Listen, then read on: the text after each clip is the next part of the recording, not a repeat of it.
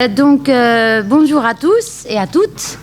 Je tiens avant tout à vous remercier et à remercier toutes les petites mains, les Marseillais, les autres qui ont permis de tenir une seconde fois nos amphis d'été à Marseille. C'est assez joli, ce qui ne gâche rien au plaisir de nos débats et de nos retrouvailles. Vous aurez remarqué qu'il fait un petit peu chaud. Vous allez voir, la transition va être vite réglée, où on est quand même dans une situation où la canicule est passée par là et notre président de la République s'est baigné, alors pas trop dans sa piscine parce qu'il préfère aller à la mer, mais il n'a pas eu un mot sur la canicule, sur les soignants, sur les personnes qui souffraient de cette canicule. Il a envoyé sa ministre Agnès Buzyn dire que tout allait bien parce que les gens s'étaient habitués à la chaleur. Bizarrement, elle ne doit pas trop sortir parce que moi, à chaque fois, j'ai mis le nez dehors et que j'ai rencontré des personnels soignants ou des personnes qui étaient passées par la case hôpital. Tout le monde m'a dit c'est insupportable, c'est difficile de vivre dans ces conditions. Et lui qui aime à chaque interview politique rendre hommage au personnel soignant, il aurait été quand même de bon augure qu'il le fasse cette année pendant la canicule. Mais à Brégançon, il ne devait pas y avoir la canicule, je pense. Ceux qui commencent à me connaître savent que je ne suis pas une grande fan des monologues. Et d'autant plus que je pense qu'ici, tout le monde a entendu maintes et maintes fois nos propositions sur la santé. Et ce que je vous propose par cet atelier, c'est surtout d'échanger ensemble dans un cadre serein, revigorant et vraiment un moment de partage. Donc, dans l'hémicycle, au cœur des luttes, après une année électorale particulièrement éprouvante, notre groupe parlementaire a réussi à démontrer qu'ils savaient toujours prendre leur part et donner le coup de main. C'est toujours dans l'urgence et partout, et j'en profite parce que ici il y a Fabien et Sandrine, j'ai 4 collaborateurs et on peut les applaudir parce que les pauvres sont sollicités de partout et surtout par les insoumis pour qu'on se déplace, pour qu'on aide sur un dossier et comme je le disais en préambule, il n'y a pas un établissement de santé où ça se passe bien. Et je pourrais m'amuser à passer ma vie à faire le tour de France de tous les établissements de santé.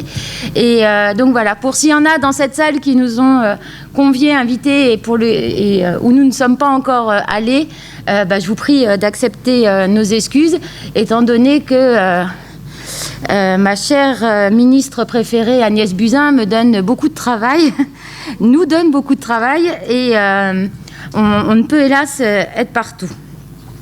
Je tenais ici à adresser mes encouragements et tout mon soutien au personnel de l'hôpital psychiatrique de Pinel à Amiens, en grève depuis 68 jours,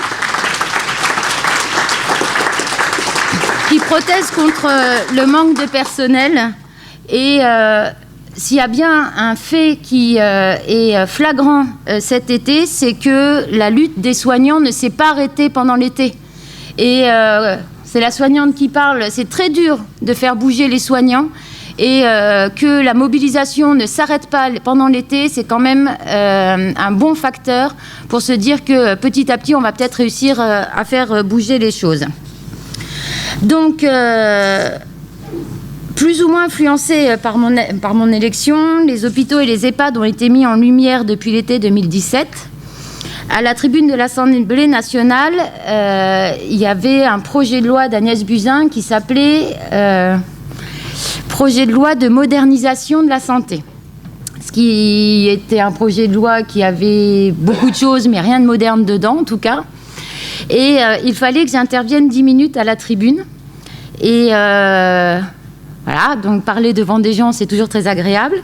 Quand vous savez qu'à cette fameuse tribune, il y a des gens comme ça qui sont passés, Jaurès, Robespierre, Jean-Luc Mélenchon, c'est assez compliqué. Et si 10 minutes, ça peut paraître court, quand vous préparez ça, c'est très très long. Vous vous dites, mais qu'est-ce que je vais dire pendant 10 minutes ? Et je la raconte souvent, cette histoire, mais, parce qu'elle est vraie, et je bloquais à 5 minutes, je voyais rien d'autre à dire sur ce projet de loi. Et mon mari m'a regardé en me disant, mais juste, tu te fous de moi. Et ça fait 10 ans que tu regardes les politiques à la télé en disant mais c'est pas ça qu'il faut dire, si moi j'étais à leur place, je leur dirais la réalité. Il fait là, demain on te demande de le faire, et ta possibilité, il faut le faire. Et donc, j'avais rappelé les 14 besoins fondamentaux de Virginia Anderson. Donc, je suppose que vous l'avez tous suivi, mais je vais encore les rappeler. Je vais encore les rappeler parce que le personnel soignant, on est des gens avec un diplôme d'État. Et ce qu'il faut savoir, c'est que demain, si on ne respecte pas ces 14 besoins fondamentaux, on peut nous retirer notre diplôme. C'est tout simple, hein. Il y a quand même une base et il faut la suivre. Donc, j'avais parlé du besoin de respirer. Et là, les périodes de canicule. Alors, c'est le CHU dans le sud, je crois que c'est l'hôpital Nord, qui m'avait envoyé une photo avec un thermomètre 42 degrés dans la chambre, en dialyse. Le besoin de boire et manger, quand vous n'avez pas le temps, c'est compliqué. Et ce qui m'a fait assez sourire, c'est que là, dans tous les EHPAD, beaucoup m'ont appelé. Voilà, la seule chose, c'était il faut hydrater. Sauf que si vous n'avez pas l'info, il faut faire attention, il faut s'hydrater, mais pas trop non plus. Parce qu'après, vous avez des œdèmes, ça se complique, donc il faut s'hydrater. Et ça ne sert à rien de donner 1 litre à 8 heures à la personne, parce qu'il faut s'hydrater sur toute la journée. Et quand vous êtes une personne pour 40, il est bien compliqué de pouvoir faire son travail. Bon, le besoin d'éliminer fait que maintenant, même quand vous rentrez dans un hôpital, il suffit que vous soyez, que vous manquiez d'autonomie, on vous met une protection. Le besoin de se mouvoir et de maintenir une bonne position, on n'a plus le temps de prendre la personne par le bras et de l'aider à marcher. Et on parle pas, enfin là, on parle des EHPAD, mais il n'y a pas... quand vous accouchez, le premier lever, bien souvent, maintenant, vous le faites toute seule, quoi, hein. Donc, si vous avez l'idée de ne pas avoir le bébé sur vous à ce moment-là, c'est bien, mais parce que il n'y a plus le temps de faire tout ça. Le besoin de dormir et de se reposer, les laboratoires pharmaceutiques sont ravis. Tout le monde est sous somnifère. Le besoin de se vêtir, de se dévêtir. Moi, j'ai vu une petite dame que j'aimais beaucoup et sa famille lui avait offert un beau pull Angora. Et elle en était fière, elle avait un beau pull, c'était pour Noël. Et 3 jours après, quand je suis revenue, le pull avait été coupé dans le dos parce que c'était plus simple pour lui mettre. C'est un petit peu compliqué. Et j'en veux pas au personnel qui avait coupé, parce que quand vous n'avez que 2 minutes, vous vous retrouvez à avoir des idées qui, hélas, ne sont pas forcément les meilleures. Le besoin de maintenir la température du corps, quand vous n'avez pas de thermomètre, vous avez un thermomètre pour tout un EHPAD, c'est toujours compliqué de savoir si la personne a de la température ou est en hypothermie. Le besoin d'être propre et de protéger ses téguments, c'est toujours cette histoire d'une toilette en moins de 6 minutes. Alors, je ne sais pas si depuis mon passage à la tribune, il y en a parmi vous qui sont chronométrés. Ce que je sais, c'est qu'il y a un député, les Républicains, qui est venu me voir en me disant j'ai mis 16 minutes et je me suis dépêchée. J'ai dit au moins c'est bien, il faut prendre conscience que nous, une douche déjà, on prend mais facilement plus de 10 minutes. Donc moins de 6 minutes sur un corps meurtri, c'est quand même très compliqué. Le besoin d'éviter les dangers fait que ça s'appelle des contentions. Une contention doit être prescrite par un médecin pour éviter que les gens ne se retrouvent attachés alors qu'il n'y a pas besoin. Sauf que la nouveauté maintenant, parce que ça manque de médecins, c'est qu'automatiquement quand les personnes rentrent dans un établissement, le médecin remplit la contention. Comme ça, s'il y a besoin, le papier est rempli. Le besoin d'éviter les dangers, c'est pareil, on n'y arrive pas. Le besoin de communiquer, pour ceux qui ont pu passer dans un service hospitalier ou dans un établissement, on n'a déjà pas le temps de s'occuper des personnes, donc parler avec elles, ça commence à être compliqué. Et les derniers besoins, j'avais félicité et remercié toutes les personnes bénévoles qui font que ces besoins puissent être maintenus. Et alors, je sais que c'est toujours un peu long quand je les rappelle, Mais c'est toujours important de revoir dans quel contexte on était l'année dernière. Et le pourquoi une mission flash avait été ouverte, qui avait été menée par Monique Iborra en début septembre, pour laquelle j'avais participé à 80% à peu près des auditions. Et où là, le constat était déjà accablant et où j'ai beaucoup insisté en disant maintenant il faut un vrai rapport. Et j'ai bataillé parce que je suis devenue co-rapporteur de ce rapport, sauf que vous pensez bien que pour La République En Marche et la Commission des Affaires sociales, j'étais pas la candidate qu'ils préféraient. Et je le dis parce que souvent on parle de le groupe GDR, le groupe France Insoumise, le groupe Nouvelle Gauche. Et là, pour le coup, j'ai eu l'entier soutien de tous les groupes d'opposition, c'est-à-dire les Républicains, Nouvelle Gauche, GDR, qui n'ont présenté personne face à ma candidature. Et donc, j'ai pu être co-rapporteur pour cette mission d'information. Et je pense qu'il faut savoir le dire aussi quand il y a un vrai travail en commun. Ce rapport, voilà, vous m'en avez entendu parler souvent, était accablant. Et quand je suis retrouvée dans le bureau de la ministre, donc on rendait le rapport le mercredi matin en commission. Et le mardi à 14h, le cabinet de la ministre m'a appelé pour me convoquer à 18h pour parler de ce rapport. Et quand je me suis rendue à ce rendez-vous, je vous cache pas que, et je l'ai déjà dit, mais alors j'étais vraiment pas toute seule dans ma tête pour le coup. J'avais l'impression que j'avais tous mes collègues aides-soignants qui étaient avec moi. Et quand je suis rentrée dans le bureau, et je l'ai rappelé à Agnès Buzyn, les larmes me sont montées aux yeux parce que je me suis dit, ça y est, on a réussi, on y est. Depuis le temps qu'avec mes collègues, on disait qu'il faudrait qu'on puisse aller dans le bureau de la ministre et lui prouver par A plus B la situation de notre travail actuel. Et j'ai très vite déchanté quand elle m'a dit « La France n'a pas les moyens d'arrêter la maltraitance institutionnelle. Je ne mettrai pas 1 euro de plus. » Là, vous regardez péniblement la ministre, vous vous dites « On est contre la violence, mais des fois c'est dommage. » Et je suis sortie, mais je le dis parce que c'est vrai, mais complètement dépitée, où je voulais démissionner, où je voyais plus l'intérêt, en me disant mais si on leur prouve par A plus B que des gens souffrent, que des gens décèdent dans une maltraitance qu'on interdirait pour les animaux. Pour les animaux, la SPA arriverait très vite en disant oh, on fait pas ça à des animaux. Mais purée, attends, on fait pas ça non plus à des êtres humains. Pardon. Et donc, ça a été quand même très, très compliqué, d'autant plus qu'on n'arrête pas de nous targuer l'Europe. Pendant la mission d'information, nous sommes allés au Danemark, pays ultra-libéral, et aux Pays-Bas. Et que là, on s'est rendu compte que on pouvait se cacher et être loin d'être fiers de notre statut, où avant la France et la santé c'était quelque chose de reconnu, et à plusieurs reprises ils nous ont fait répéter nos chiffres. Ils nous ont fait répéter nos chiffres en se disant mais c'est juste pas possible. Au Danemark, alors moi j'étais aide-soignante de nuit, donc je posais beaucoup de questions sur la nuit. On visite un EHPAD et la personne nous dit j'ai 80 personnes la nuit. Je suis ah ouais, vous avez combien de soignants? Elle me dit là j'en ai que 4 parce que il n'y a pas de maladies contagieuses, ça va bien. Mais dès qu'il y a des grippes, des gastro, elles sont 5 la nuit pour 80.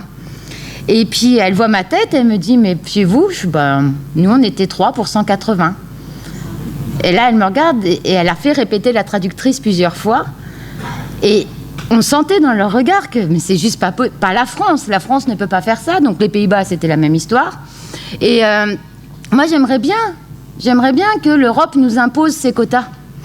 J'aimerais bien demain que, là pour le coup, mais moi je me mets debout et je crie vive l'Europe, qu'on nous dise mais nous, il faut des quotas comme ça. Aux Pays-Bas, vous êtes à 1,2 soignants par résident. Et quand vous êtes en unité protégée, parce que donne les vrais noms, donc c'est les unités de sénilité, quand vous êtes en unité protégée, on passe à 1,5 soignants par résidents. Donc voilà, c'est plein de choses. Donc on est arrivé devant Buzyn. Là, elle nous a annoncé qu'elle ne ferait rien. Et la claque a été là. Et le seul avantage qu'il y ait eu, vraiment, pour moi, c'est que les mobilisations ont commencé. Et alors ça, c'est l'aide-soignante en EHPAD, faire bouger le personnel d'un EHPAD, c'est plus que compliqué. Et là, on s'est retrouvé avec des mobilisations où les directeurs d'EHPAD, les directeurs d'EHPAD publics et associatifs, appelaient leur personnel à débrayer, à manifester, où les familles étaient mises avec eux et ça je vais encore les féliciter et je vais demander de les applaudir, où le collectif Vieux Debout s'est créé, un collectif de résidents d'EHPAD qui ont décidé de ne pas se laisser faire, et on peut les applaudir parce que franchement ils sont virulents. Et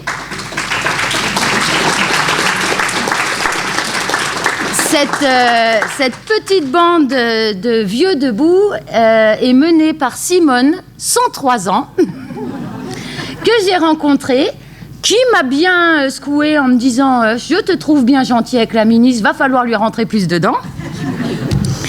Et qui, pour la petite histoire, m'ont offert des lauriers d'argent pour mon travail, en espérant qu'un jour ils puissent m'offrir les lauriers de platine. Mais ça, je l'espère aussi. Et donc, il y a eu la situation avant le rapport où les médias ont commencé à en parler plus souvent, où c'était plus un sujet tabou, où les familles osaient parler aussi. Et hormis la réponse de Buzyn, moi, l'après-rapport m'a vraiment convaincue qu'on était sur une bonne voie, parce que la mobilisation n'a jamais fléchi. C'est-à-dire qu'il n'y a pas une semaine sans parler d'un EHPAD dans les médias. Dès que vous vous promenez, dès que vous militez dans la rue, bien souvent vous avez des gens qui arrivent en vous parlant des EHPAD. Donc c'est devenu un vrai sujet d'actualité et plus personne ne peut se cacher en disant on ne savait pas.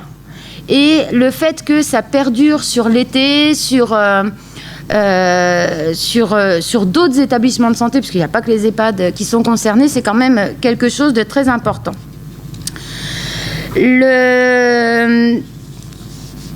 Je ne sais plus où j'en suis.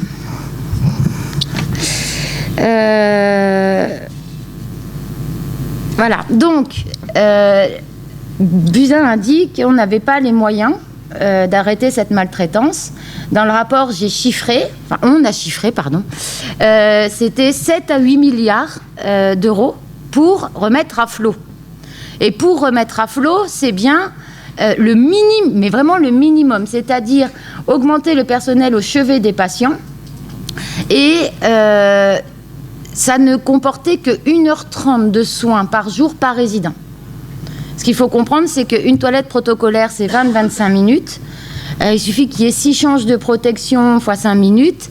Les aides alimentaires, on a déjà dépassé les 1h30. Donc, c'est pas être dans un confort où on peut entendre certains d'En Marche qui disent « Oui, c'est pour avoir plus de pauses café ». Ça fait bien longtemps que les soignants, on n'a plus notre pause café. Hein, donc, on aimerait bien juste avoir notre pause.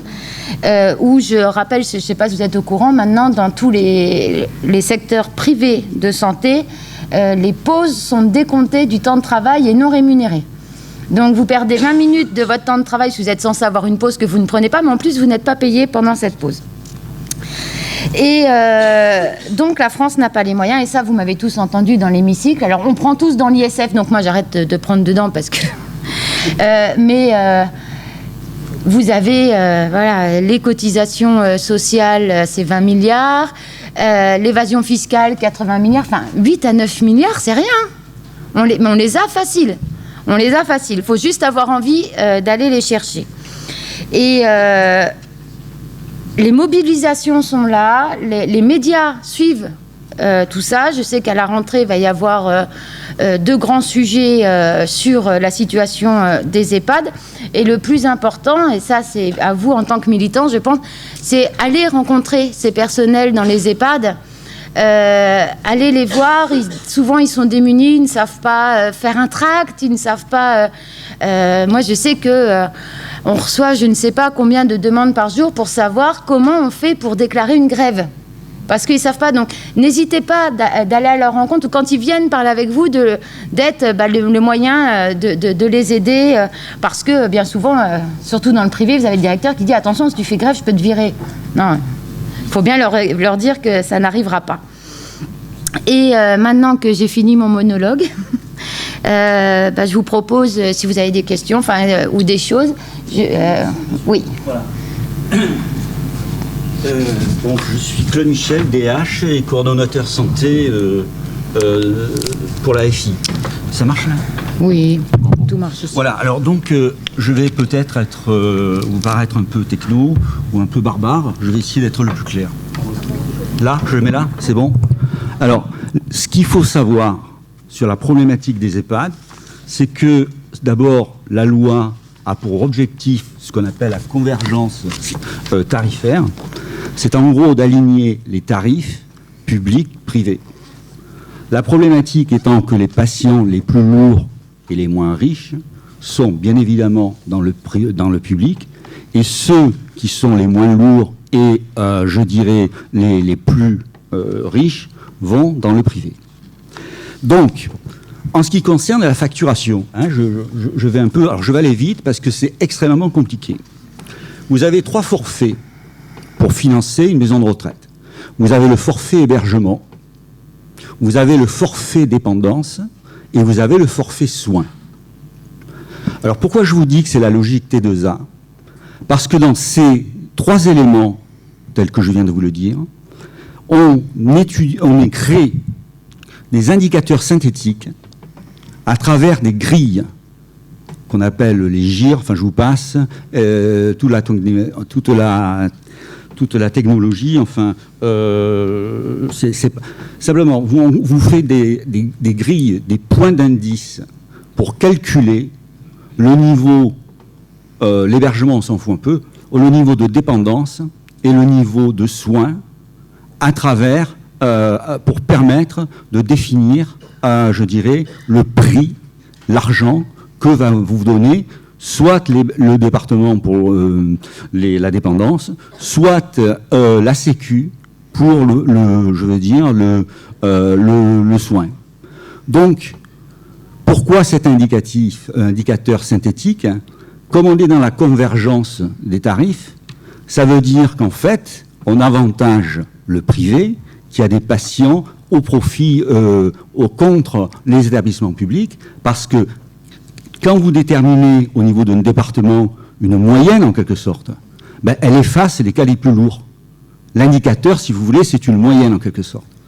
Alors, il faut savoir, et c'est pour ça qu'on arrive à la logique T2A, puisque la T2A finalement, c'est une facturation à travers les actes.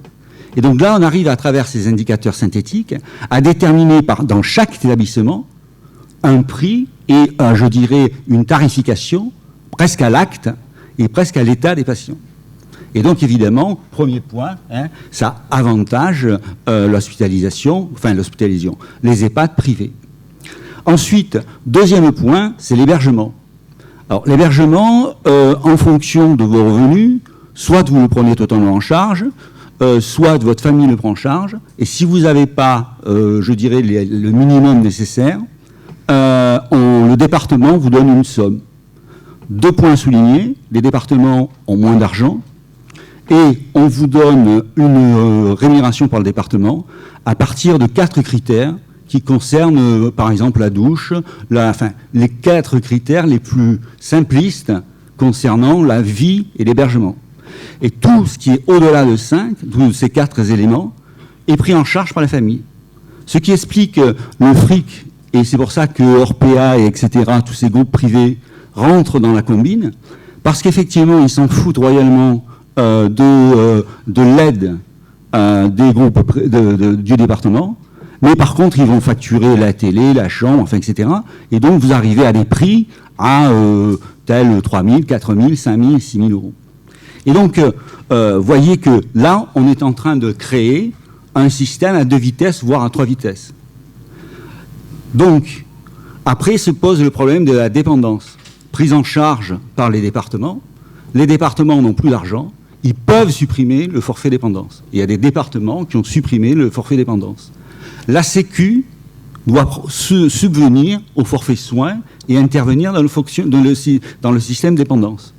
Sauf que, donc c'est rattaché à la loi de financement de sécurité sociale, et le premier paragraphe ou l'introduction vous dit on doit participer à la diminution des 3%, et donc la loi de finances de sécurité sociale intègre dans ces diminutions les établissements sanitaires et sociaux pour lesquels elle doit participer. Et comme, je dirais, il faut participer à la performance hospitalière, vous savez qu'on est dans le domaine de la performance hospitalière, on n'est pas dans le domaine du soin, on demande des économies. Et les économies, comme par hasard, c'est 9 millions d'euros pour les établissements sanitaires et sociaux. C'est pour ça qu'elle a accordé, notre ami Buzyn, elle a accordé les 9 millions d'euros, c'est-à-dire que ce sont les 9 millions de la performance qu'elle a transférés au niveau des hôpitaux. Voilà, c'est simplement ça. Alors, on est dans une situation où effectivement, comme vient de le dire Caroline, effectivement, il y a un ratio qui est admis dans l'ensemble entière de l'Europe, qui est 1 sur 1. Et effectivement, comme elle l'a dit, il faudrait aller plus loin.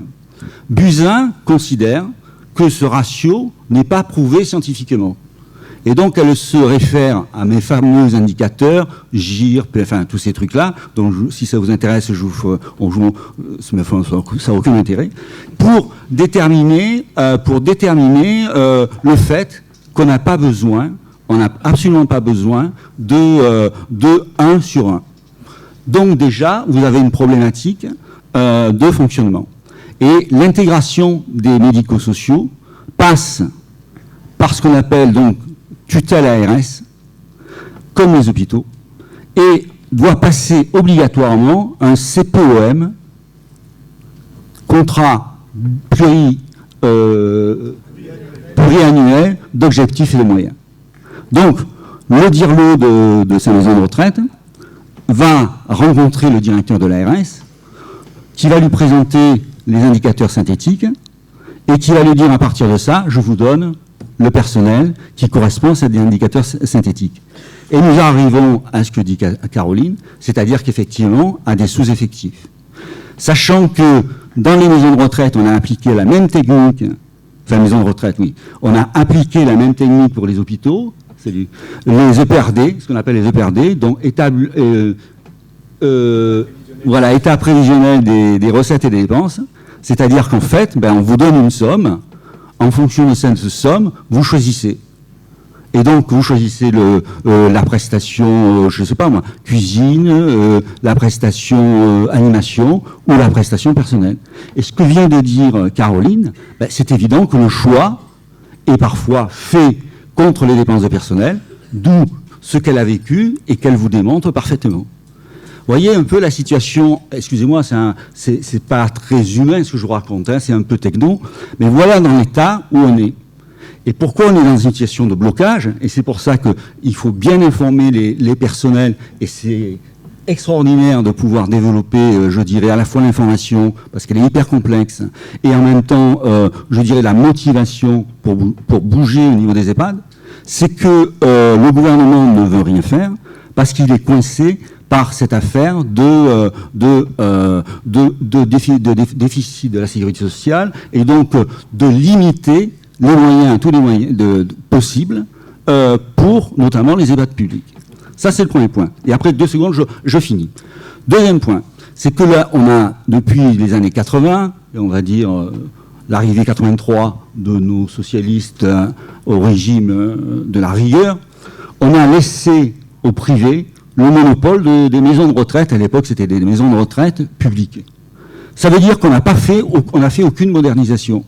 C'est-à-dire qu'on est resté sur des vieux schémas, c'est-à-dire la personne âgée qui rentrait en maison de retraite et qui passait, etc., etc. On n'a rien fait. Ce qui fait que les effectifs n'ont pas changé et que les investissements n'ont pas été faits. Sauf que la clientèle, excusez-moi, les patients, vous voyez comme quoi je suis déformé en termes de DH, les patients ont totalement changé, les investissements ne sont pas faits, et on arrive à des structures complètement inadaptées. Et effectivement, comme a dit Caroline, on essaye de créer des structures pour des patients de plus en plus difficiles, sauf que nous n'avons pas les moyens de les créer, parce que la politique d'investissement, qui est, comment je veux dire, autofinancée, on va aller plus vite, n'est pas tout simplement donnée par le ministère. Vous savez que sur une ville de Marseille, par exemple, les simples lits pour les maladies Alzheimer, ça se situe à Montolivet, et il n'y en a pas plus de 30. Vous voyez? Et encore, donc, des files entières, etc. Et donc, à ce niveau-là, la politique d'investissement, elle est abandonnée.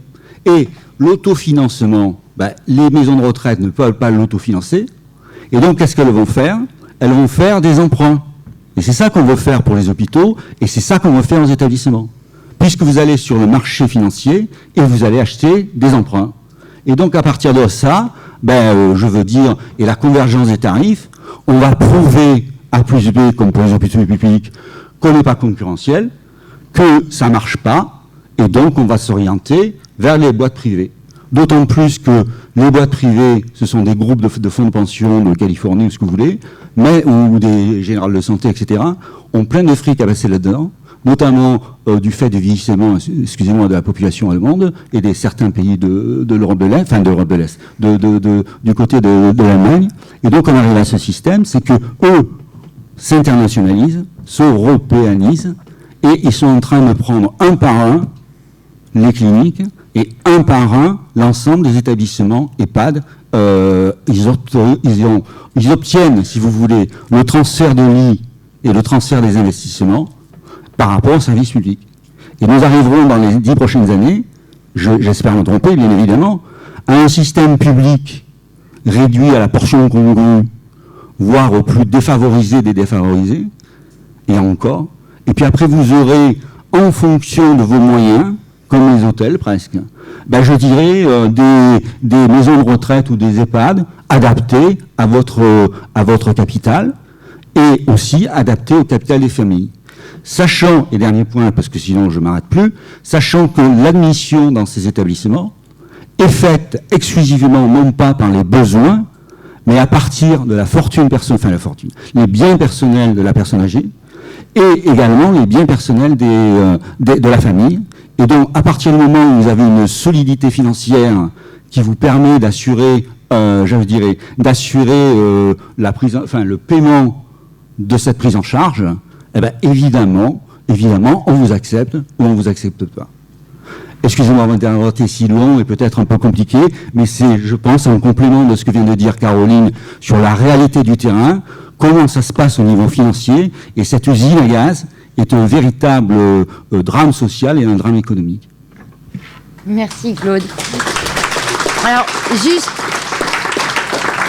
juste en précision, parce que j'adore ça, rendons à César ce qui est à César, la nouvelle tarification, c'est Touraine. Hein. C'est la dernière chose qu'elle a pondue, c'est ça, c'est la loi SV. Et pour le coup, ne tombez pas de vos chaises, je vais complimenter Buzyn, elle a mis en pause la nouvelle tarification en se rendant compte qu'avec le rapport que ça n'allait pas. Et c'est les fameux 50 millions qu'elle a annoncés. Et en fait, ces 50 millions-là, c'est juste pour la tarification qui faisait que le public perdait beaucoup et le privé gagnait. Donc le privé a quand même gagné, mais la différence est donnée au public et associatif. Donc on attend de voir le PLFSS, donc projet de loi de finances de la sécurité sociale, qui aura lieu en octobre-novembre pour 2019, savoir si elle revient bien sur la tarification. Mais à l'heure actuelle, pour une fois, elle a pallié. Elle a pas retiré au privé, hein, ça... Moi, j'avais proposé, si on enlève ce qu'on donne au privé et puis on donne tout au public, mais voilà. Donc, et quand même, vu qu'on parle de tarification, un petit mot, parce que ça, j'en parle très rarement. Vous savez qu'on travaille tous le lundi de Pentecôte, que c'est pour les personnes âgées, et que... non, mais ça, c'est quand même un beau tour de passe-passe. Donc, c'est le CNSA qui s'en occupe. Et le CNSA a perdu 100 millions au mois d'octobre. Comme ça, on a dit au CNSA, on vous prend 100 millions. Et Buzyn est arrivé au PLFSS en disant, je rajoute 100 millions pour les EHPAD dans le PLFSS. C'est ça. Voilà. Non, mais c'est pour vous dire... je tiens à le préciser parce que je crois, alors si c'est pas un des deux là, c'est un de tous. Enfin voilà, on est bien content d'avoir nos collaborateurs et nos petites mains. Je le dis souvent, mais c'est vrai parce que je ne sais plus lequel, mais en tout cas il y en a un qui s'est rendu compte. Parce que vous imaginez bien que le projet de loi de finances de la sécurité sociale, c'est des pages et des pages, et que il fallait la trouver, cette petite ligne où ça avait été pris au CNSA. Donc voilà, quand vous nous voyez à la tribune ou dans l'hémicycle avoir de la répartie et de très bons arguments, voilà, faut jamais oublier que bien souvent c'est pas nous qui les avons trouvés. Enfin, des fois, on en trouve nous-mêmes. Hein. Mais bien souvent, c'est eux qui arrivent. Et bien souvent, c'est des mails vers 2-3 heures du matin où... moi, je sais que généralement, je réponds, vous dormez quand ? Mais voilà. Donc, c'était quand même important à préciser. Et que là, ils partaient pour réimposer un second jour férié travaillé. Donc, je ne sais pas si vous avez entendu, moi, je bataille contre, hein, parce que de toute manière... pour ce que ça rapporte, déjà ça rapporte pas suffisamment, puis il commence à en avoir marre que ce soit toujours les mêmes, et il y a beaucoup plus simple d'aller chercher des milliards, on sait où ils sont. Et la journée de Pentecôte, ça rapporte 1 milliard. Et l'exil tax que Macron veut supprimer, c'est 900 millions. Voilà, le milliard, on le trouve facilement, hein, même pas besoin d'aller chercher très loin. Donc voilà. Donc il y a un micro, j'espère, Fabien, si tu peux le faire tourner. Et voilà. Et puis c'est toi qui choisis. On tire au sort. Je sais pas s'il fonctionne déjà. Tape dessus. Non, mais je sais pas. Donc pendant qu'il cherche, Fabien. Et puis Sandrine, elle est là.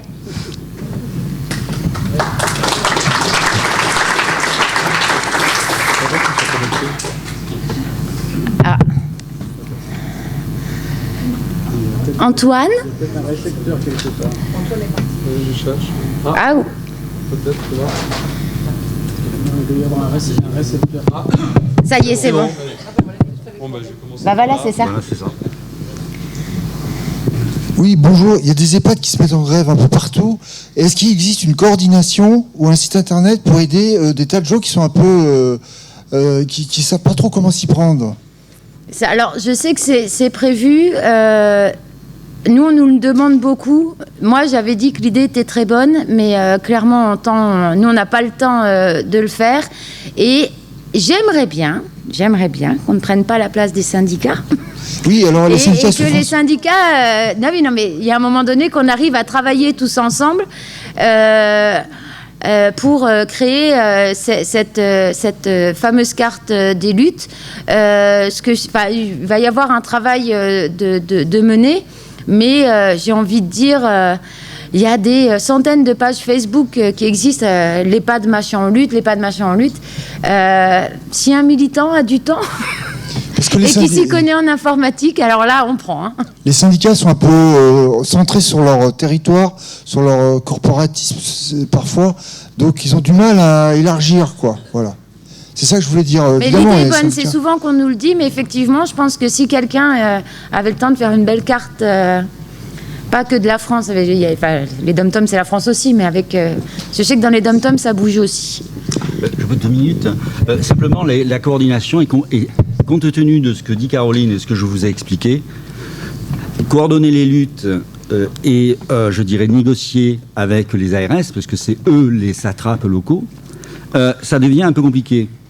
Parce on est dans une logique de 2 discours. D'ailleurs, là, vous avez entendu Caroline et vous m'avez entendu moi. C'est-à-dire que je dirais que les syndicats, essentiellement, vont montrer, et c'est les conditions de travail, le manque de personnel, etc., etc. Et les ARS vont s'arc-bouter sur des arguments technocratiques tels que je vous ai simplifiés. Donc, si vous voulez, quand vous avez délégation syndicale, et que les mecs en face vous commencent à vous dire « Oui, mais dans votre indicateur synthétique sur le PMCSP, vous êtes bien placé », on est loin de la revendication et du besoin du personnel. Et donc on voit bien cette scissiparité, enfin du moins cette différence totale entre le discours du réel et le discours de la souffrance des soignants et la réponse technocratique, si vous voulez. Puisque la réponse technocratique, c'est pareil pour les hôpitaux, est une réponse de limitation de la dépense et de l'indicateur et de et de l'utilisation des items et des indicateurs. Et donc là, pour l'ensemble et c'est une vraie problématique qui se pose évidemment pour Caroline, excuse-moi, mais également pour nous, par exemple, correspondants santé. C'est-à-dire que on est au courant. Moi, j'ai été saisi de beaucoup de maisons de retraite, etc. Enfin, de maisons de retraite, d'EHPAD. Mais j'essaye de simplifier au maximum et j'essaye d'avoir l'information qui est bloquée par les directions d'ailleurs, parfois et surtout par l'ARS, d'avoir des indicateurs, des indicateurs de synthèse. Alors, les mecs se disent putain, qu'est-ce qu'il a à nous demander celui-là ? Mais parce qu'il faut négocier sur la même base qu'eux. Si vous négociez pas sur la même base qu'eux, vous avez malheureusement un discours qu'on qualifie de l'émotion. Voilà. Et après, eux répondent par la rationalisation et par, je dirais, le rationalisme et le pragmatisme. Et donc, ce problème-là, la lutte doit passer par une information accessible et en même temps coordonnée entre les différents EHPAD pour se donner les moyens de discuter de pied à pied avec ces gens-là. Bon, c'est moi qui ai le micro, si vous avez un instant. Voilà. Donc, Madeleine Estrine-Béard, j'ai passé beaucoup d'années à faire des études pour démontrer la situation de travail et l'impact sur la santé et la qualité des soins, comme médecin du travail, comme ergonome, bon. Ce que je voudrais dire, juste pour clarifier un peu, quand on parle de ce ratio un soignant pour un résident, en France, nous sommes à 0,6, pas à 1. Ça fait moitié moins. 0,6 personnel, pas soignant. Personnel, oui. En soignant, on est à 0,26. Voilà. Donc, si vous voulez, cela veut dire que si vous avez de fait une unité qui a 30 lits, eh bien, si vous pouvez avoir le matin 2 soignants qui vont devoir faire toutes les toilettes des 30 personnes, parce qu'il faut qu'il y ait des gens à tous les horaires et tous les jours de l'année. Donc c'est pas un, comme ça les gens parfois imaginent, comprennent pas ce ratio. C'est un effectif qui permet de mettre des personnes à tout moment. Et donc, selon la taille de l'unité, vous allez avoir 2 aides-soignants pour 30 ou pour 25 ou pour 23. Si c'est 23, ce sera nettement mieux. Maintenant, il y a d'autres points qui vont avec. On a parlé de la rénovation qui n'a pas été faite. Quand vous aviez des personnes âgées autonomes et qui allaient toutes seules faire leur douche, vous pouviez avoir une douche pour l'aile. Maintenant, vous avez des bâtiments qui ont une douche pour 2 ailes, par exemple. Et donc, puisque nous avons développé les alternatives à l'entrée en institution, beaucoup, et qui fait des économies, cet argent aurait pu être reversé, n'est pas reversé. Les gens rentrent à plus de 80 ans. Donc, et leur durée de vie en institution, leur durée de séjour en institution, c'est en général autour de 3 ans. Ça veut dire que pour les soignants, les personnes qui rentrent, en fait, ils vont en perdre 1/3 chaque année. Donc au niveau émotionnel, c'est pas du tout facile. Et la dépendance des gens, elle est immense, puisque tant qu'ils ont pu avoir un peu d'autonomie, ils sont restés chez eux. Et donc, quand on parle de ces lits Alzheimer, en fait, quelqu'un qui a 85 ans, certains sont très en forme, il y en a. Et ça dépend aussi des métiers et de la vie qu'on a eue. Il y a une inégalité très, très forte dans l'espérance de vie et dans l'espérance de vie sans handicap entre les métiers. Mais quand même, au-delà de 85 ans, bien plus de la moitié ont des formes de démence. Donc, ils relèvent tous de ces effectifs qui devraient être 1,5. Vous voyez ? Or, nous nous trouvons avec 0,6 agents globalement, et puis 0,26. Donc, c'est tout à fait... comment dire, quand vous analysez la capacité de ces personnes de faire quelque chose, la majorité de ceux qui rentrent ne peuvent plus le faire. Mais pour refaire les coupes pathos ou les analyses fines, il faudrait des effectifs et il faudrait des médecins. Comme il n'y a pas de médecins pour reprendre ça, les gens... pour pouvoir avoir une place, même dans la maison de retraite, le médecin ne va pas tout dire et puis on va se baser sur ça. Parce que sinon, les maisons de retraite essayent de prendre les gens le plus autonomes possible, mais il n'y a pas. Bon, ce que je voudrais dire encore sur le privé, si vous voulez, la différence dans l'hébergement, dans le décor peut être importante. Maintenant, les effectifs qu'ils vont avoir dans ces conventions pour ce qui est du soin, vont être les mêmes. Donc il n'y aura pas plus d'effectifs. Il y aura juste un décor plus important.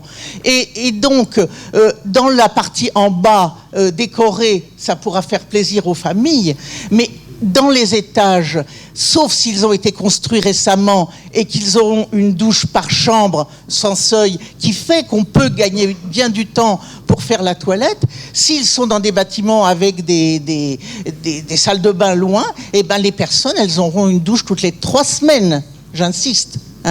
Donc c'est comme ça qu'on en est. Donc si on ne modernise pas et si on ne passe pas à ce ratio de 1 pour 1, on aura toujours le fait que 2 aides-soignants vont attraper 30 personnes pour leur faire comme ça et comme ça, la petite toilette, la grande toilette dans le lit, et hop, les attraper. Il n'y a pas de choix. Donc ça lie l'équipement, l'aménagement et l'effectif. Tout à fait. Voilà. Juste en précision, mais pour revenir sur la France insoumise, le privé, enfin, ça reste le privé. Je pense qu'on est tous d'accord. Si un jour on arrive, le privé n'existe plus. Parce que se faire de l'argent sur la détresse des gens, c'est juste inadmissible. Et je serais... Étant donné que j'ai travaillé pour Corillon, qui m'ont licencié bizarrement avant les élections, je me ferai un plaisir d'aller rencontrer le directeur de Corillon pour lui annoncer que ciao, bonsoir, on reprend tout et tu n'as pas lieu d'exister, ou du moins tu as le droit d'exister. Et précision, le Danemark, je vous disais que c'est un pays ultra-libéral. Quand on leur a dit que chez nous, les EHPAD privés lucratifs existaient, ils en sont tombés de leur chaise. Au Danemark, pays ultra-libéral, il est interdit de gagner de l'argent sur la santé des gens. Donc je ne vois pas pourquoi en France, on aurait le droit de gagner de l'argent sur la santé des gens. Bravo. On attend les micros. Non, moi c'est juste une petite chose. Vous êtes dans le bain, mais pour moi les sigles, je nage complètement. Moi normalement je les donne. Je me Donc fais assez si disputer. vous pouviez les RSA par je sais pas quoi, là, quand vous parlez, expliciter un tout petit peu le cycle dans la première phrase, ça serait agréable. Maintenant on fera attention. C'était On fera je sais pas attention, voilà. quoi. Parce que c'est vrai qu'on parle par cycle et un CPOM, c'est un compte. D'accord, on fera. Je vais en profiter que j'étais juste à côté, quoi.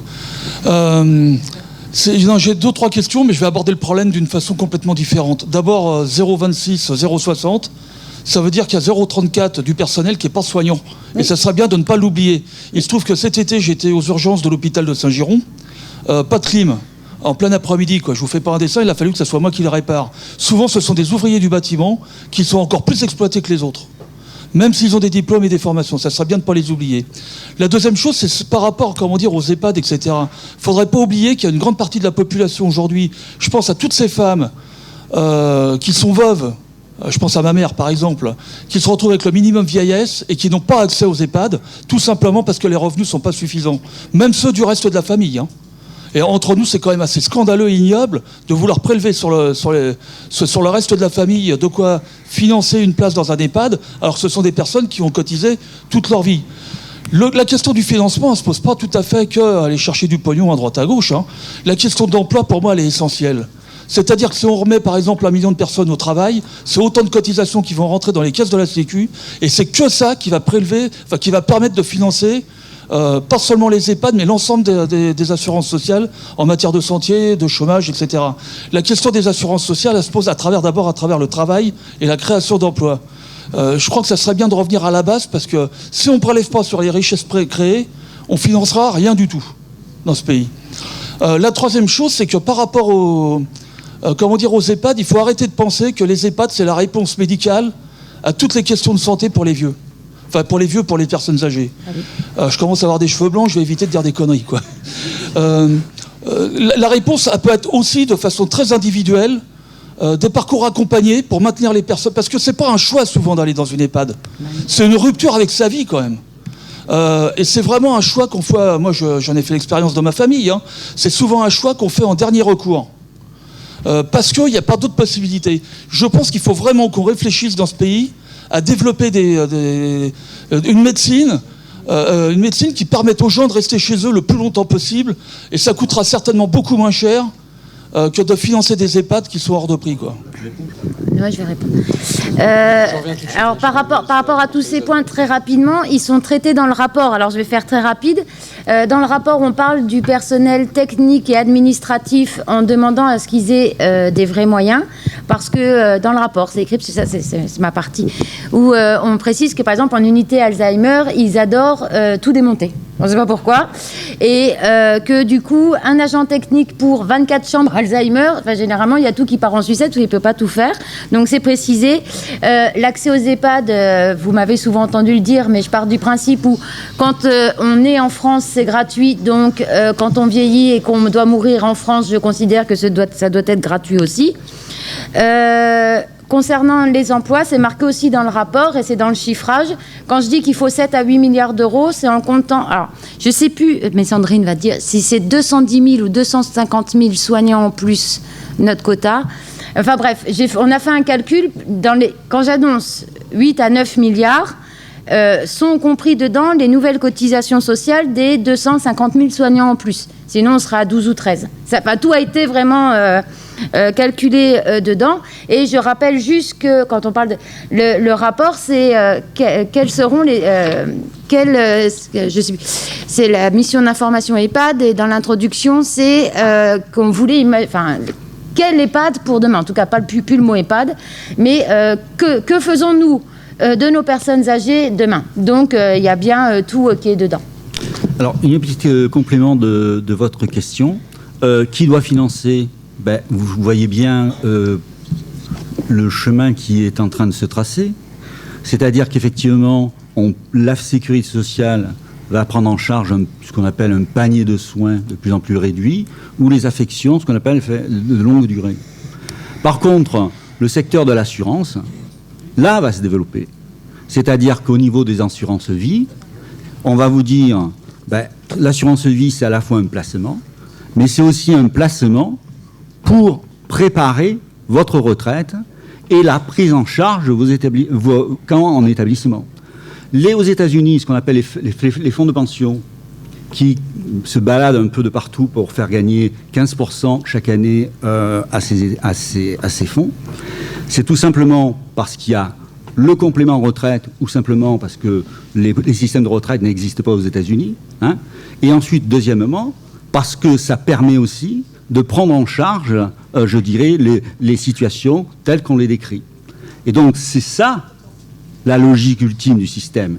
C'est pas autre chose.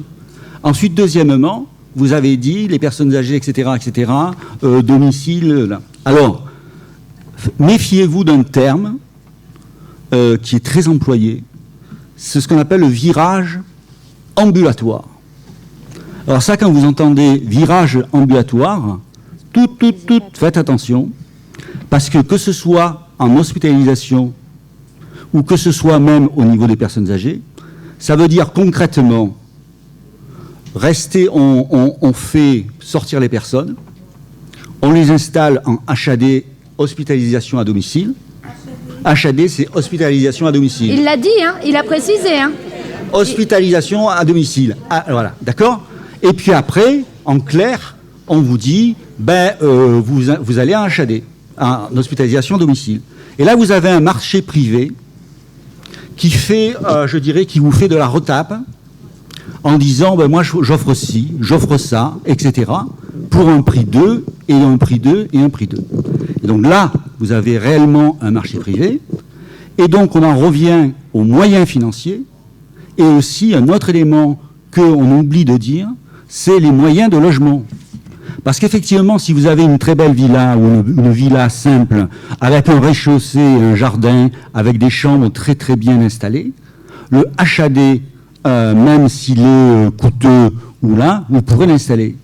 Mais si vous habitez, je ne sais pas moi, une tour où vous avez, là vraiment je ne veux pas faire du Zola, mais au 8e étage vous avez 60 mètres carrés, le HAD vous ne pouvez pas l'installer.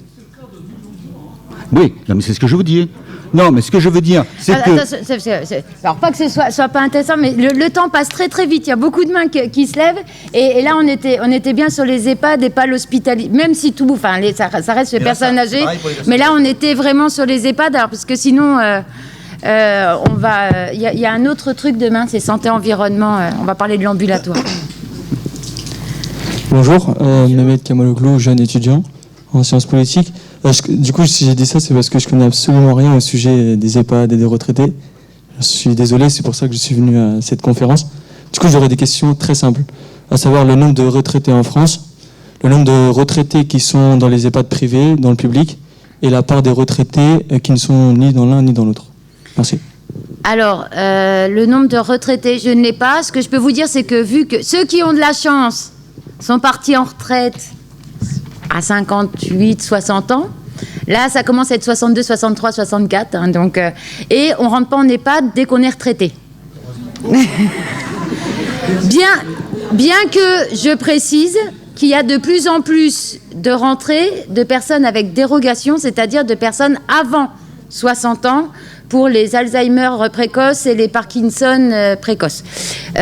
Donc les chiffres exacts, ce que je peux vous donner, c'est que à l'heure actuelle, le marché, c'est 2 tiers privés et 1 tiers public. C'est 16 millions de retraités. L'âge moyen actuellement, il est de 87 ans pour les femmes et 82 pour les hommes. Oui, je me rappelle. En EHPAD, la date d'entrée en EHPAD est passée en moyenne à 87 ans. C'est l'âge de rentrée dans les EHPAD. Voilà, 730 000 personnes en EHPAD, toutes confondues. Mais en sachant que vous avez aussi les accueils de jour, les accueils temporaires pour soulager les aidants. Enfin bon, ça tourne pas mal.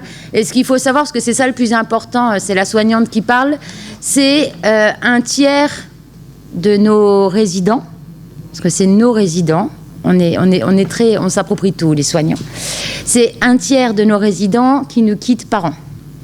Donc, pour le peu que vous mettiez pas trop de barrières avec vos résidents, déjà que vous les maltraitez, donc généralement vous essayez de leur faire des petits sourires et puis vous leur apportez un petit peu d'amour, c'est vous perdez chaque année 1 tiers de vos résidents. C'est-à-dire que les décès, et on reste des êtres humains, et ça je le redirai jamais assez, les soignants ce sont des êtres humains qui travaillent entre êtres humains pour s'occuper d'autres êtres humains. Et quand j'entends Buzyn qui dit qu'il faut mettre des barrières, non. Vous vous liez d'affection avec certains, vous vous engueulez avec d'autres, parce que voilà, on est des êtres humains. Et voilà, ce qu'il faut comprendre, c'est que les soignants, c'est... voilà, 1 tiers de l'année, des petits coups de bambou, parce que... vous avez décès sur décès et c'est vraiment pas simple. Et aucun temps pour en parler en équipe. Ah bah oui, ça. Juste une question de précision de vocabulaire. Quand tu dis 1 tiers public, 2 tiers privé, est-ce que le privé comprend l'associatif ou exclusivement? Oui, non, mais l'associatif, ça représente plus rien parce que tous les EHPAD associatifs ils ne s'en sortent plus financièrement, ils se font racheter par Corrian et Orpea. Bonjour, oui. Fabienne. Pardon. Fabienne du Gard. J'ai 3 questions à poser à Caroline. Je voulais savoir quelle sera la destination des économies faites sur le déremboursement des médicaments pour Alzheimer, puisque cet argent, on peut l'utiliser à d'autres fins, justement, dans les EHPAD. Je voulais aussi poser une question par rapport à la construction d'une clinique, à savoir s'il y a de l'argent public qui peut aller dans l'argent des collectivités. Et puis, je voulais parler de... Alors, il y a Thierry, là-bas, qui disait que on souhaite rester plus longtemps chez nous, et voilà, avant d'aller en EHPAD. Et puis... Non, mais bon, voilà. Et puis, Caroline, tu te parlais du financement, de la part du financement. Non, c'était monsieur qui parlait de la part de financement des conseils départementaux. Donc, tout ça, c'est pour... le conseil départemental finance aussi les associations de soins à domicile. Et je pense que ça serait avant... Je sais bien on parle des EHPAD, mais avant d'aller en EHPAD, on maintient justement les gens à domicile le plus longtemps possible. Et il y y a de moins en moins de financement pour les associations. Et les associations se débrouillent comme elles le peuvent, c'est de plus en plus compliqué. Les personnes, les vieux, parce que je le dis aussi, les vieux, les vieilles, il y a des jeunes, il y a des vieux, hein. Et les vieux, ils voient tourner des gens, ça change sans cesse, parce qu'il n'y a plus de moyens, parce que le personnel n'est pas bien traité, faute de moyens, parce que les patients non plus sont plus trop bien traités. Et de fait, si les conseils départementaux n'ont plus de moyens à donner aux associations, il risque d'y avoir une ubérisation de ces services. Et ça se fait déjà, je pense, dans les grandes villes. Il y a des plateformes qui vont proposer d'envoyer des personnels auprès des gens qui en ont besoin, des vieux. Et il se trouve que, comme pour Uber, le jour où on va se casser un poignet, on ne pourra pas aller au boulot, on va envoyer quelqu'un à notre place. Et nous, quand on voudra retrouver notre patient, il n'y aura plus personne. L'autre l'aura pris, bien content d'avoir trouvé du travail. Enfin, je pense qu'on va vers ce système-là, il faut faire très attention. Et que ce soit en milieu rural ou urbain, les plateformes, ce sera tellement facile à mettre en place qu'on va se bouffer le nez entre nous pour garder notre patient. On n'aura plus le droit de tomber malade. Ce sera exactement la même politique que chez Uber. Oui. Donc, rapidement, parce que ça, on n'en avait pas parlé. Je sais que beaucoup d'insoumis se sont fâchés quand Buzyn a annoncé le déremboursement des médicaments Alzheimer. Alors, je ne sais pas si tout le monde a vu, mais nous, on a fait un communiqué de presse pour la féliciter. C'est la seule fois que je l'ai félicité. Donc, pour explication, le médicament Alzheimer qui ne sera plus remboursé là, c'était 20%. 20% d'effets positifs pour 14 effets secondaires. Donc, là, les gens se disent, mais papa, maman n'aura plus son médicament, mais ce médicament ne fonctionnait pas. Et en plus, il y avait 14 effets secondaires, mais qui apparaissaient systématiquement. Donc, le fait qu'il soit déremboursé, c'est une très, très bonne nouvelle. Mais pour savoir où va aller l'argent, moi, j'aimerais bien que l'argent aille, par exemple, dans un pôle médicaments qu'on inventerait, et où, là, pour le coup, des gens payés par l'État inventeraient un vrai médicament qui fonctionne et que ce ne soit pas un laboratoire qui gagne des sous sur notre dos encore. Donc oui, tout ce qui est construction de privé, il bénéficie de toutes les aides publiques comme il bénéficie des aides publiques comme un établissement privé, public. Par rapport aux conseils départementaux, c'est un secret pour personne, hein. On leur en demande toujours plus en leur en donnant toujours moins, donc ça devient compliqué. Et juste parce que moi, ça m'embête d'entendre on ne veut pas aller en EHPAD, c'est pas un choix d'aller en EHPAD, il faut aller à domicile. Mais attendez, n'oubliez pas qu'à l'époque, quand les maisons de retraite ont été créées, il y avait des attentes et tout le monde voulait y aller. C'est parce que ça s'est totalement dégradé qu'on ne veut plus y aller. Mais moi, personnellement, demain, l'EHPAD que j'imagine et qu'on mettra en place de 2022 à 2027, l'EHPAD, enfin non, on n'aura que 18 mois parce que c'est la constituante, pardon. C'est un EHPAD où vous avez du personnel, où vous choisissez votre heure de déjeuner, vous choisissez votre heure de lever, où on vous aidera à marcher, où vous n'aurez pas de protection, où vous aurez des animations matin, midi et soir et vous pourrez regarder l'Insoumis de Gilles Perret, où vous pourrez faire plein de choses. Et non mais voilà, il faut pas... S'il vous plaît, ne dites pas il faut plus d'EHPAD. Non, il en faut, mais il faut un vrai EHPAD, un vrai endroit. C'est pas parce qu'on devient vieux, c'est pas parce que on perd de son autonomie qu'on n'a plus le droit de vivre. Moi, c'est ce que je dis souvent, mais purée, qui ne va pas voter, vous savez ? Moi, je vais vous le dire, c'est tous mes petits papis et petites mamies qui étaient des militants, et je me rappelle d'un qui était un général, qui n'aurait certainement pas voté France Insoumise, mais dont je me suis occupée, qui une fois je suis arrivée pleurer, un général qui, enfin, je ne peux pas vous dire son nom, mais en plus vous le verriez, enfin, voilà, vous le voyez pleurer, vous dites, et je lui dis, qu'est-ce qui se passe ? C'est la première fois en 60 ans que je ne vote pas. Personne n'a eu l'idée de se dire, mais là, à l'heure actuelle, du moment où vous êtes vieux, qu'on vous fout dans un EHPAD, vous n'existez plus. Mais c'est pas ça qu'on veut. Et moi, ce que je souhaite, c'est que un jour, on y arrive et que dans 6 ans, on soit tous ici et qu'on dise purée, vivement que je suis en retraite pour pouvoir y aller, quoi. Donc voilà, ne martelez pas à tout le monde qu'il faut le domicile. Enfin, c'est bien aussi le domicile, mais voilà, créons un bel établissement où nous avons tous envie d'aller. Oui, c'est juste deux choses. Donc un témoignage, je voudrais dire que après avoir fait tout ce qu'on pouvait pour garder mes 2 parents chez eux, ils sont GIR 1 tous les 2, puisqu'on parle de GIR, c'était plus possible. Maman est Alzheimer et elle se sauvait, elle mettait en danger mon père, qui lui est complètement invalide. Bon, et je voulais répondre à ce que tu disais tout à l'heure. On est arrivé au moment où on a choisi l'EHPAD avec mes frères et sœurs. Et c'est déjà une affaire financière. C'est pas un jour, ça va être, on aura le choix entre le mouroir et tout ça. C'est déjà aujourd'hui. Alors bon, mes parents, ils avaient un appartement. On s'est dit qu'en vendant l'appartement, on arriverait. Ils ont 2000 € de retraite. Il faut sortir. On a choisi le moindre mal. Ça nous coûte 6000 € par mois. Mais c'est pas un EHPAD avec du marbre, etc. C'est juste un endroit qui est à la campagne, qui est sympa, où on a trouvé que là, il serait à peu près bien. Et où le personnel est remarquable. Je critique surtout pas le personnel, mais c'est comme ça. Donc, pour 6000 € par mois, quand vous avez 2000 € de retraite, je vous laisse imaginer le temps que va durer l'appartement qui vaut à Lyon 60 ou 70 000 €. Ça va pas durer très longtemps. Et ça, après, ça sera nous qui allons taper dans nos... Bon, voilà. Donc, quand on met ses parents en EHPAD... parce que on met ses parents en EHPAD, c'est pas eux qui le demandent aujourd'hui, c'est qu'on n'a pas d'autre choix. C'est que c'est fini, c'est que la présence à domicile de la famille, on a payé quelqu'un chez eux un temps, mais elle pouvait plus toute seule. Après, il faut penser qu'elle a droit à des congés, elle a droit à des week-ends, et la nuit. Donc, il y a un moment, on peut plus faire autrement. Voilà, c'est mon témoignage, et je voulais répondre un petit peu à il faut garder les parents chez eux, etc. Ben oui, mais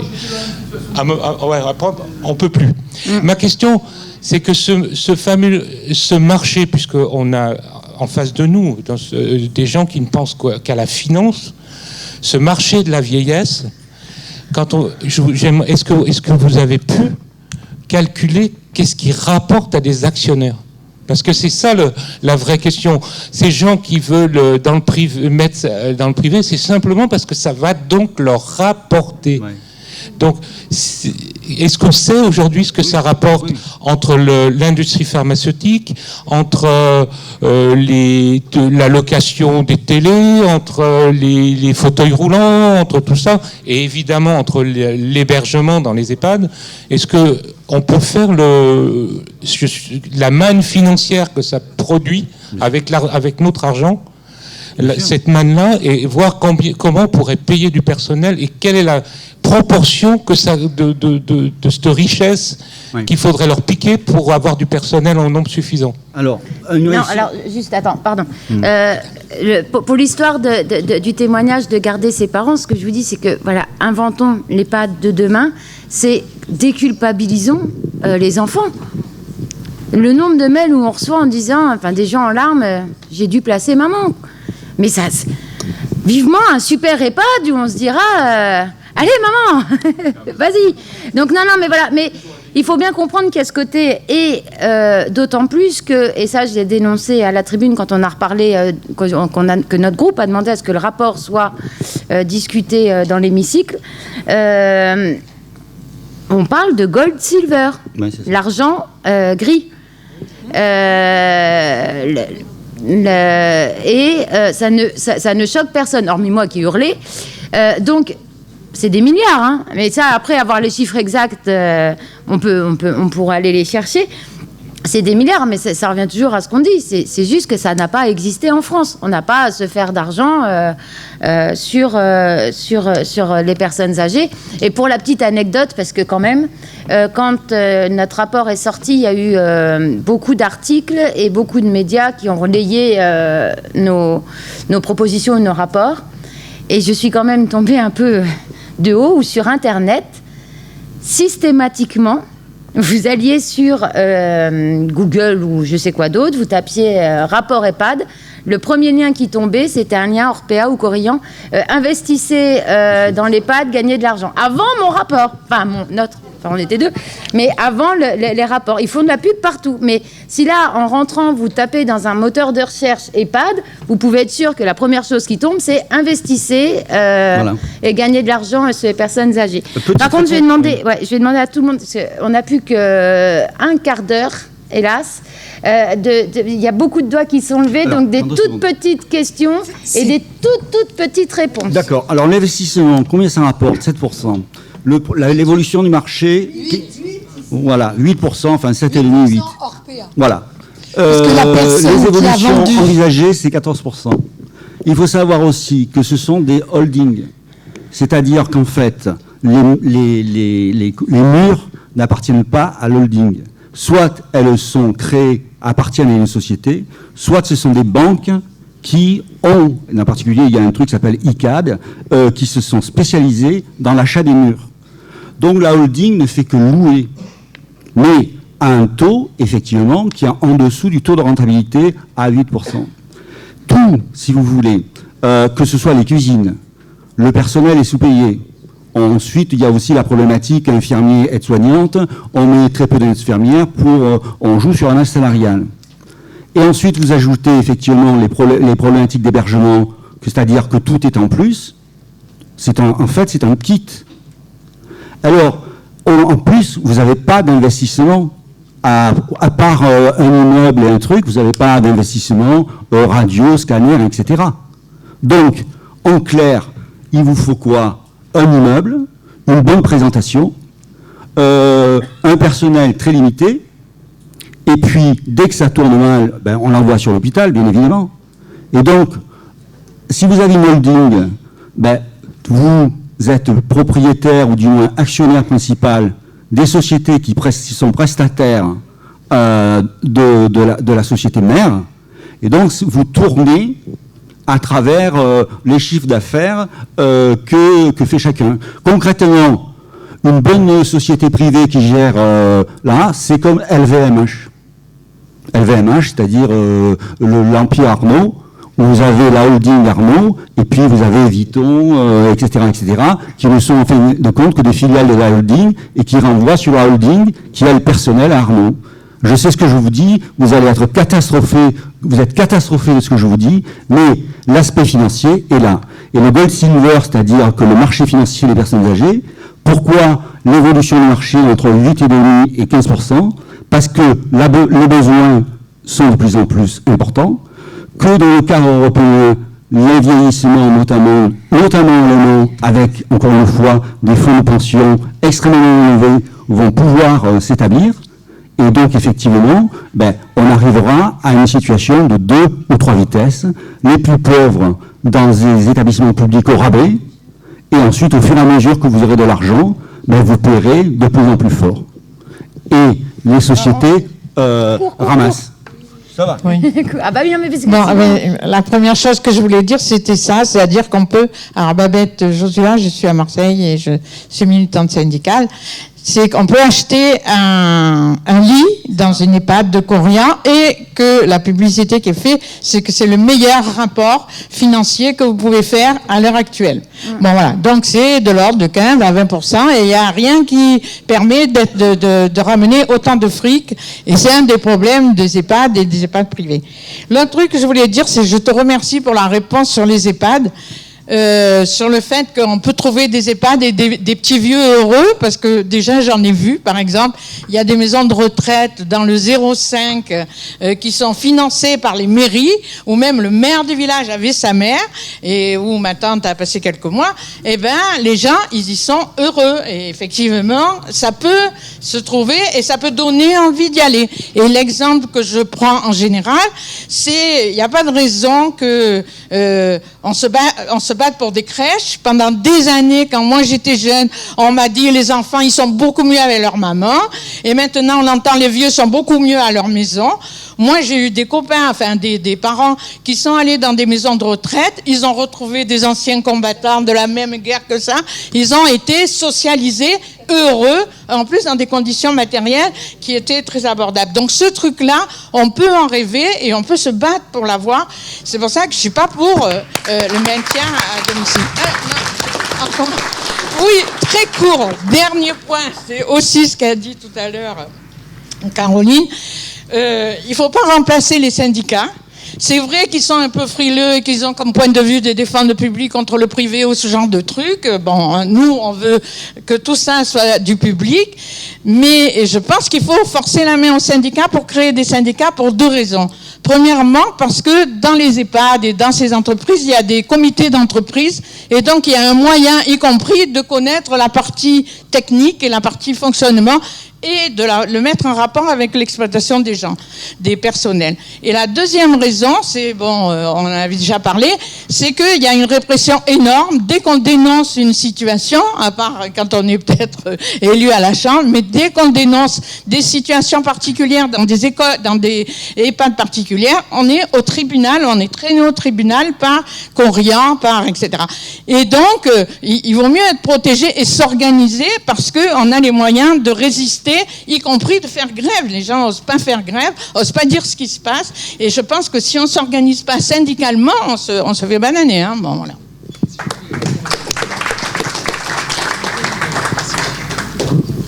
Alors, moi, je veux pas faire référence à une situation personnelle, mais c'est évidemment par une situation personnelle que je connais la problématique des EHPAD, y compris celui du financement, qui, dans un certain nombre de municipalités, les municipalités fautives ont été truandées par les banques, puisqu'on arrive à des EHPAD sur des prêts amphithéotiques où 10 ans après, il n'y a quasiment rien de payé véritablement et c'est toujours la banque qui est propriétaire des murs. Ça, c'est une chose. Sur cette question-là aussi, est-ce que il me semble que l'ARS fait pression sur les établissements pour en faire des établissements publics autonomes et se désengager du poids des municipalités, justement des mairies. Alors, c'est pas que les établissements le veuillent, mais c'est que souvent les mairies lâchent ça. Donc, est-ce qu'il n'y a pas une bataille à mener là pour qu'on fasse barrage à ces établissements publics autonomes? Parce que dans la situation que je connais, évidemment, l'ARS a conseillé la renégociation du prêt qui sera repris en compte non pas par la municipalité, mais par l'établissement public autonome. Que devient l'EHPAD à ce moment-là? Donc nous, l'intention que nous avons, c'est de mener la bagarre pour que la municipalité ne lâche pas l'EHPAD municipal. Ça me semble quelque chose d'important. Et puis juste un petit truc, je suis psychologue, il me semble que la politique du médicament importe aussi, parce qu'elle est vraie dans les EHPAD aujourd'hui, mais les dégénérescences et un certain nombre de symptômes que nous rencontrons aujourd'hui dans le vieillissement ne sont-elles pas l'effet de la prescription de psychotropes et autres à haute dose depuis quelquefois des années? Quand je dis des années, c'est des fois depuis l'âge de 40 ans.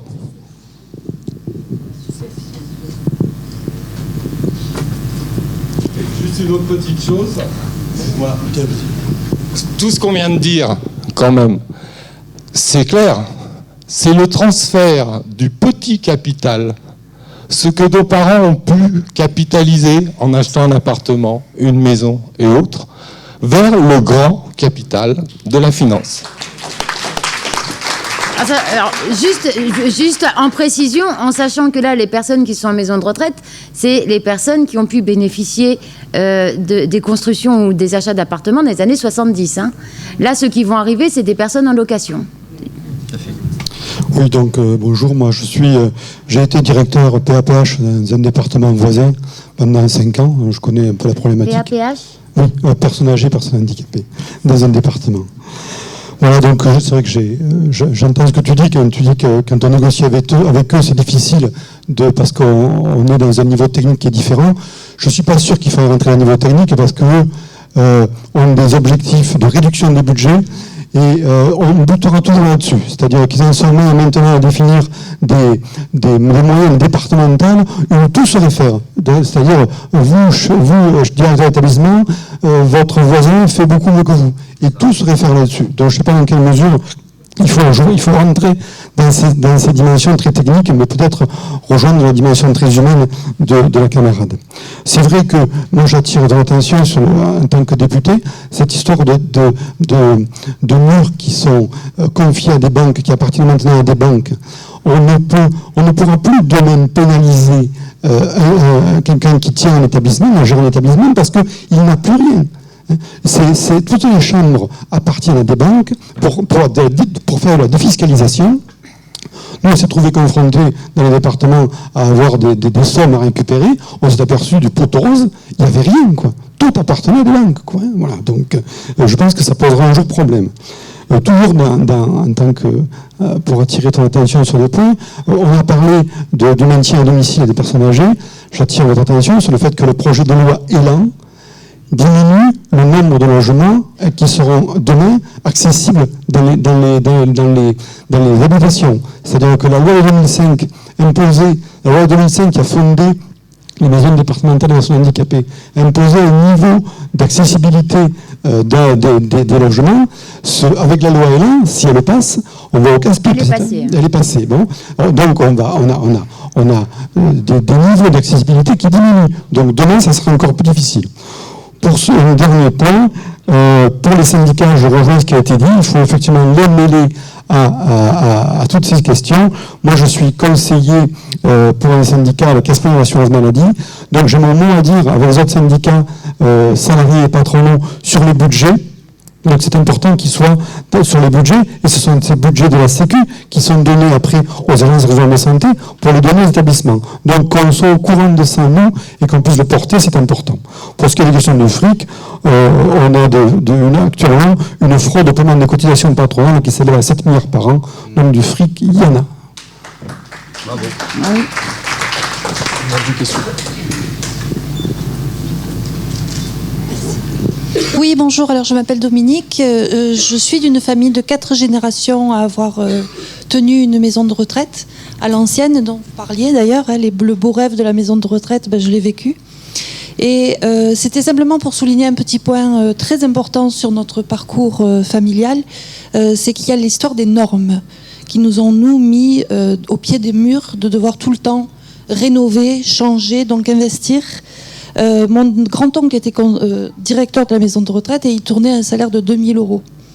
Donc je pense qu'en plus de tout ce qui a été dit et des lobbies qui prennent le dessus, ça a été racheté par un grand groupe parce qu'on avait 2 milliards de travaux à faire et qu'on ne pouvait pas assumer pour refaire les couloirs, pour faire voilà. Donc je pense qu'il y aurait un sujet très important aussi à débattre sur quelles sont ces normes alimentaires qui nous obligent à... Excusez-moi, je n'ai pas l'habitude de parler en public. Voilà, c'était simplement pour vous dire que ça existait les vraies maisons de retraite avec des gens heureux dedans. Merci. Surtout, je travaillais. Non, c'est pas vrai. Merci. Caroline, je veux te remercier pour le discours que tu as tenu un petit peu avec l'histoire du général, l'histoire du vote.